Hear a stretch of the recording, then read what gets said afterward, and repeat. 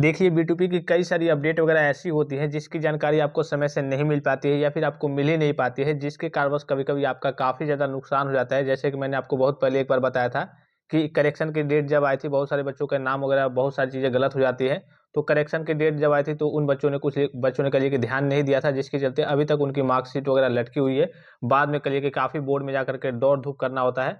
तो इसीलिए मैं कहता हूँ कि अपडेट्स के लिए आप सभी फ्रेंड चैनल को सब्सक्राइब कर लेंगे, बेल आइकन को प्रेस करके ऑल पे क्लिक कर लेंगे और टेलीग्राम चैनल को ज्वाइन कर लेंगे, क्योंकि यहाँ से आपको B2B से संबंधित हर एक प्रकार के ऑफिशियल और ऑथेंटिक जानकारी सबसे पहले मिलती है। यहाँ पे आपको दिख रहा होगा 21/12/2024 की ऑफिशियल नोटिफिकेशन है। ये आपके कैलकुलेटर को लेकर के है कि आप एग्जाम में कैलकुलेटर वगैरह, डेटा बुक वगैरह ले जा सकते हैं या फिर नहीं ले जा सकते हैं, किस सब्जेक्ट में ले जा सकते हैं, किस सब्जेक्ट में नहीं ले जा सकते हैं। सबसे पहले सभी स्टूडेंट्स को बताना चाहूँगा, जितने भी पॉलिटेक्निक फर्स्ट सेमेस्टर के स्टूडेंट्स हैं, नए स्टूडेंट्स हैं, आपको मालूम है कि आपका जो सिलेबस है फर्स्ट सेमेस्टर के स्टूडेंट्स, तो आपका सिलेबस बदल गया है, आपके पेपर का जो पैटर्न है वो भी बदल गया है। तो आपके प्री बोर्ड के जितने नए पेपर हैं, जो आपके बोर्ड के पेपर होते हैं, सेम आपके वही प्री बोर्ड के पेपर होते हैं, वो सारे आपके प्री बोर्ड के नए पेपर आ गए हैं। वो आपके पॉली वाला टेक्निक एप्लीकेशन पे अवेलेबल है। उसको जाकर के आपको ज़रूर देखना है। हर एक सब्जेक्ट के 3-3 सेट है।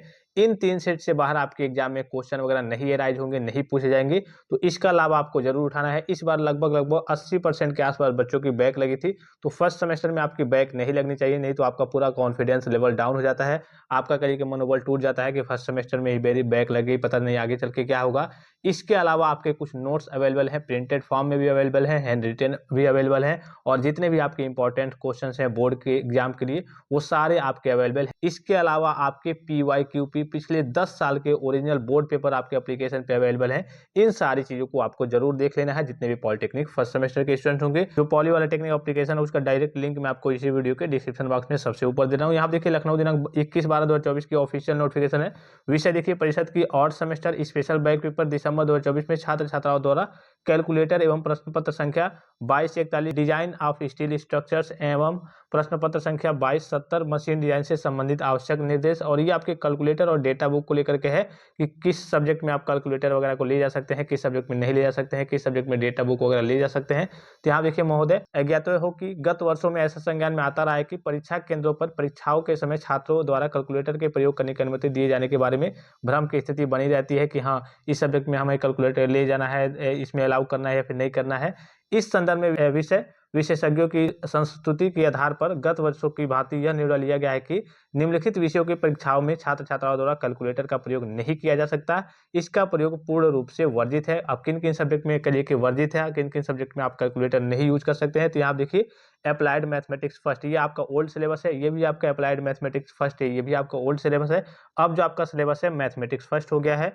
इसके अलावा देखिए, यहाँ पे अप्लाइड मैथमेटिक्स सेकंड है, फिर आपका अप्लाइड मैथमेटिक्स थर्ड है, fundamental of computers and programming है, कंपोनेंट ऑफ इंफॉर्मेशन टेक्नोलॉजी है, अप्लाइड केमिस्ट्री है, इनऑर्गेनिक केमिकल टेक्नोलॉजी है, फिर आपका ऑर्गेनिक केमिस्ट्री है, pollution control and industrial safety है। इन सारे सब्जेक्ट में आप कैलकुलेटर वगैरह नहीं ले जा सकते हैं। इसके अलावा देखिए, यहाँ देखिए, समस्त केंद्र अधीक्षक अपने स्तर से यह सुनिश्चित कर ले कि उपरोक्त विषयों की परीक्षाओं में छात्र छात्राओं को कैलकुलेटर का प्रयोग करने की अनुमति कदापि ना दी जाए। यानी कि ये ऊपर जितने 9 सब्जेक्ट है, इसमें आपका किसी भी स्थिति में कैलकुलेटर अलाउ नहीं है। जहां तक शेष अन्य विषयों में परीक्षाओं के समय छात्रों को कैलकुलेटर का प्रयोग करने की अनुमति दिए जाने का प्रश्न है, उन्हें केवल नॉन प्रोग्रामेबल कैलकुलेटर ही प्रयोग करने की अनुमति दी जा सकती है। बहुत सारे ऐसे सब्जेक्ट होते हैं, जैसे अगर फर्स्ट सेमेस्टर की बात करें या फिर कहिए कि सेकंड सेमेस्टर की बात करें या फिर थर्ड सेमेस्टर की बात करें। जैसे थर्ड सेमेस्टर में आपका मॉस और सॉम करिए कि सब्जेक्ट हो गया, उसमें आप कैलकुलेटर करिए कि यूज कर सकते हैं। फिफ्थ सेमेस्टर में मैकेनिकल की बात करें तो आपका करिए कि मशीन डिजाइन सब्जेक्ट होता है, उसमें आप कैलकुलेटर का यूज कर सकते हैं। इसके अलावा बहुत सारे सब्जेक्ट होते हैं जिसमें आप करिए कि कैलकुलेटर वगैरह यूज कर सकते हैं, इन 9 सब्जेक्ट को छोड़ करके। तो उसमें भी जो आपको कैलकुलेटर ले जाना है, आप देखिए, जो नॉर्मल सा आपका कैलकुलेटर होता है, नॉन प्रोग्रामेबल कैलकुलेटर होता है, उसका आपको जो कैसियो का आता है नॉर्मल सा कैलकुलेटर, या फिर जो नॉर्मल कैलकुलेटर आता है जिसमें आपके मल्टीप्लाई डिवाइड। अब चूंकि ये होता है कि एग्जाम में वाली कोई लंबा मल्टीप्लाई आ गया, जाहिर सी बात है कि बच्चों को मल्टीप्लाई डिवाइड तो आता है, अब चूंकि पावर वाला या फिर बहुत ज्यादा करिए कि लंबा मल्टीप्लाई है, लेंदी मल्टीप्लाई है, तो मल्टीप्लाई करने में तो अपना समय वेस्ट नहीं करेंगे, तो कैलकुलेटर से अपना लगा लेंगे। तो इसीलिए यहाँ पे करिए कि सब्जेक्ट वगैरह में कैलकुलेटर वगैरह आपको अलाउ कर दिया जाता है। वो भी जो आपको कैलकुलेटर यूज करना है, नॉन प्रोग्रामेबल कैलकुलेटर ही आपको उपयोग करना है। फिर देखिए, छात्र छात्राओं द्वारा नॉन प्रोग्रामेबल कैलकुलेटर का प्रयोग किया जा रहा है, इसका निर्धारण किए जाने का उत्तरदायित्व स्वयं केंद्र अधीक्षक का होगा। यानी कि जहाँ पे आपकी जांच होती है कि हाँ, ये कैलकुलेटर आपका नॉन प्रोग्रामेबल है या फिर नहीं है, तो ये आप जब भी इंटरव्यू होती है तो वहाँ पे जांच हो जाएगा। इसके अलावा देखिए यहाँ पे दिख रहा होगा आपको प्रश्न पत्र संख्या 2076 अप्लाइड मैथमेटिक्स सेकंड विषय की परीक्षा में साधारण कैलकुलेटर का प्रयोग किए जाने की अनुमति प्रदान की जाती है। यानी कि जो आपका अप्लाइड मैथमेटिक्स सेकंड विषय है, इसमें आपका देखिए विषय की परीक्षा में साधारण कैलकुलेटर का प्रयोग करने की अनुमति प्रदान की जाती है। यानी कि अप्लाइड मैथमेटिक्स सेकंड में आप कैलकुलेटर यूज कर सकते हैं, जो आपका साधारण सा कैलकुलेटर होता है उसका आप उपयोग कर सकते हैं। इसके अलावा देखिए प्रश्न पत्र संख्या 2041 डिजाइन ऑफ स्टील स्ट्रक्चर्स में use of IS 800 and steel tables are permitted in examination. यानी कि इसमें आप स्टील टेबल्स वगैरह का आप यूज कर सकते हैं। फिर देखिए यहाँ पे आपको तीसरा दिख रहा होगा प्रश्न पत्र संख्या 2270 machine design use of data design data book during the examination is allowed. यानी कि इसमें आप डिजाइन डेटा बुक का भी उपयोग आप कर सकते हैं मशीन डिजाइन सब्जेक्ट में, और इसमें आपका कैलकुलेटर भी अलाउ होता है। तो ये सारी चीजें हैं, ये अपडेट आई थी नई नई। अब जब भी आपका एग्जाम होता है तो ये अपडेट जारी होता है कि हाँ आप कैलकुलेटर यूज कर सकते हैं, किस सब्जेक्ट में कैलकुलेटर यूज कर सकते हैं, किस सब्जेक्ट में कैलकुलेटर वगैरह नहीं यूज कर सकते हैं।